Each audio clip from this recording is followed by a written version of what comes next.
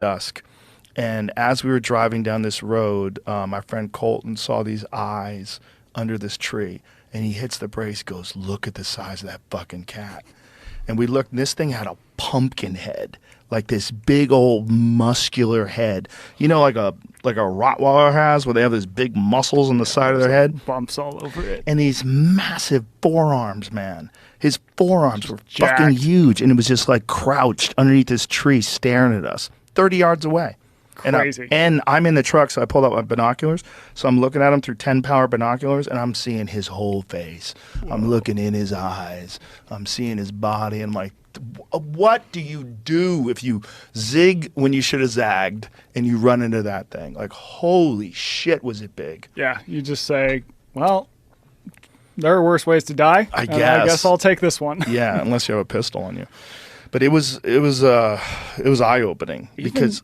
Even the pit. Sorry to change the topic, but even the pistol thing is, I mean, that inserts its own form of danger. Like I heard, there was a guy last year in Wyoming who got mauled by a grizzly, and he pulled out, the Glock 10 millimeter. He just opened up the clip, and he ended up shooting himself in the ankle. Ay, ay, ay. A friend of a friend. It's panic. Ends up. The bear ended up dying. Walked off, dies. Oh. But he shoots himself in the ankle. It just Blows his ankle big apart. round. And then they had to do 10 miles on horses to get the guy to a place where they could life flight him to get reception. Boy. And they life flight him. So this was in Wyoming. They life flight him to University of Utah Hospital, and they end up saving the foot. Oh. But in the process, you paid for that one. Yeah, well, that's a panic moment, right? And you don't even know what panic is until you see a fucking grizzly bear. Yeah. You know Steve Ranella? Mm-hmm. He had encounters with bears in the past, but he told a story, and he was also with my friend Remy Warren, who told a story on the podcast about they were in a Fognak Island. So a Fognak is like Alaska, and so there's the coastal brown bears. Mm-hmm. So you're dealing with like an 11, 12-foot bear. Giant. Right, because they just eat salmon all day. It's exactly. all fatty. And they eat elk because they're on this island hunting elk. Whoa.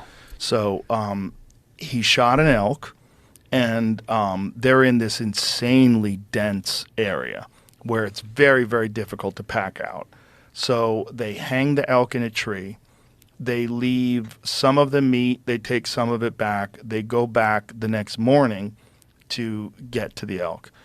And they see some bear shit, and they don't think anything of it. They're there. The elk is still there. They think they've got it. Well, some bear had claimed this elk, and they didn't know that the bear claimed the elk. And they're all sitting around eating lunch.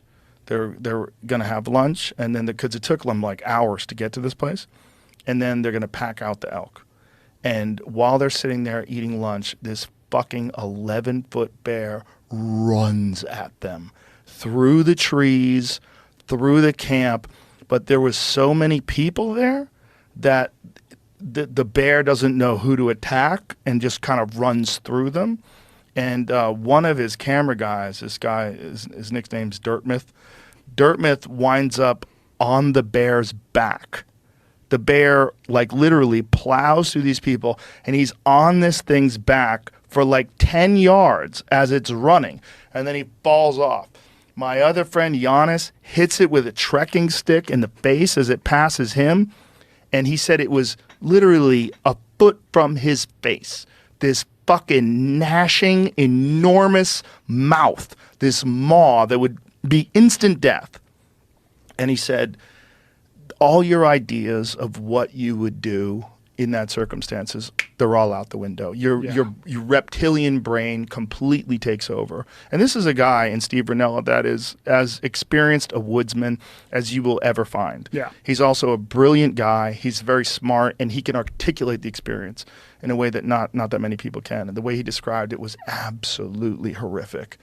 Just horrific. Like you don't have any idea what that would be like until you encounter it. And then when you encounter it, you don't ever want to see that again. Yeah, that's crazy. Those things are so giant. So giant. Yeah. You don't even understand what it means until you're around them and they're running, because they can run like a fucking quarterback.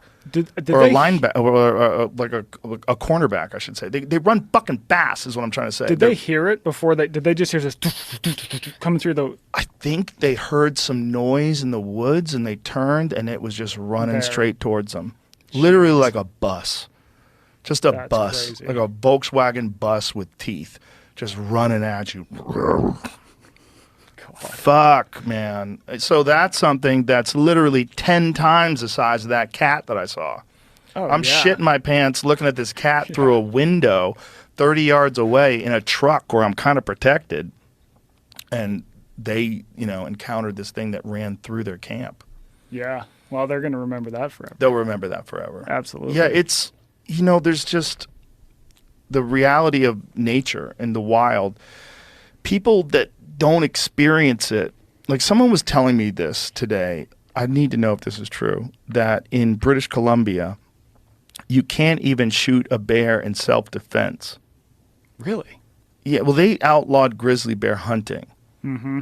and which is crazy, because the problem with a place like British Columbia is that the voting population all exists in urban areas, right? So you have all your people from Vancouver, this beautiful city, and it's the kind of people that live there are urban people, right? They don't have any experience with wildlife for the most part, unless they regularly go out there. So they don't even know what they're voting on. And this bill comes across like, should we outlaw grizzly bear hunting? Like, well, no one's hunting a grizzly bear to feed their family. That's ridiculous. Like, we should outlaw that. So they outlaw it. Well, my friend Mike, who runs a guide service in northern BC, he experienced he had to shoot a fucking grizzly bear from like 3 feet away from a cabin door. So this thing Really? was trying to break into a cabin, and he had to shoot it like as it was coming to the cabin door. Like, these are terrifying animals. Yeah, they'll break into houses easy all the time. Terrifying. And there's also wolves up there, like packs of wolves that'll take out a horse every now and then.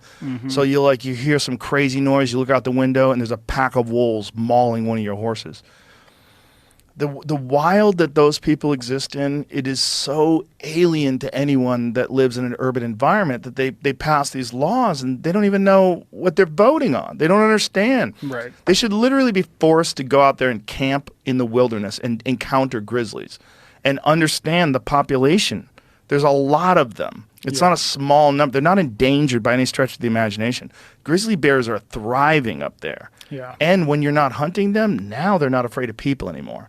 So at least when they were hunted, they'd smell people and they go, oh, I equate the smell of people to someone hunting me. I'm going to get out of here. Now they don't avoid people at all.